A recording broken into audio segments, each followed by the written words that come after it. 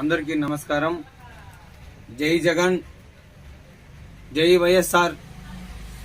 ఈరోజు మాకు చాలా బాధాకరంగా ఉంది. మహానాడుకి పోయిన ఒక ఆడపడుసు జగన్మోహన్ రెడ్డి గారి గురించి, ఆయన భార్య గురించి, ఆయన ఎక్కడో విదేశాల్లో ఉన్నాడని ఏదేదో హీనంగా మాట్లాడుతుంటే చాలా బాధాకరంగా ఉంది.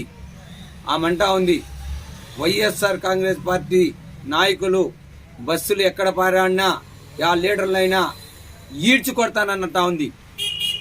నువ్వు ఎప్పుడో మీ గవర్నమెంట్ వస్తే కాదు ఈడ్చుకొట్టేది. మేము ఇంకా మాది 2 సంవత్సరాల గవర్నమెంట్ ఉంది. ఈరోజే అనుకుంటే మేము ఇంకా హీనంగా ఈడ్చుకొడతాం. కానీ మీలాగా ఇది చెత్త గవర్నమెంట్ కాదు. మాకు మా ప్రియతమ నేత రాజశేఖర్ రెడ్డి గారు స్వర్గస్థులైన ఆయన మాట కోసం, ఆయన కట్టుబడి కోసం ఒక నిబంధనలు, ఒక పద్ధతి, ఒక ఫార్మాలిటీతో ప్రతి కార్యకర్త ఈరోజు మాట్లాడతారు, గౌరవంగా నడుచుకుంటున్నారు. కానీ అట్లాంటి సభలో జగన్మోహన్ రెడ్డి గారి గురించి, ఆయన భార్య గురించి మాట్లాడుతూ ఉంటే అక్కడ ఉండే నాయకులు వాళ్ళు కరెక్ట్గా నీతి జాతి పుట్టినోళ్ళు అయితే అది పద్ధతి కాదమ్మా, మనం మాట్లాడేది ఈ సభలో కరెక్ట్ కాదని చెప్పల్లా. వాళ్ళకి మాకు అదే ఉండే తేడా అనేసి కూడా ఈరోజు నేను తెలియజేస్తా ఉన్నాం. ఇదే చెప్తా ఉన్నాం. మా జగన్మోహన్ రెడ్డి గారి గురించి అయినా, మా పార్టీ కార్యకర్తలు, వైఎస్ఆర్ కార్యకర్తల గురించి అయినా ఎప్పుడైనా ఒక్క మాట మాట్లాడితే ఏమి జరుగుతుందో ఈరోజు మేము చెయ్యేసి చెప్తా ఉన్నాం. సచ్చేకి సరే, చంపేకి సరే సిద్ధం.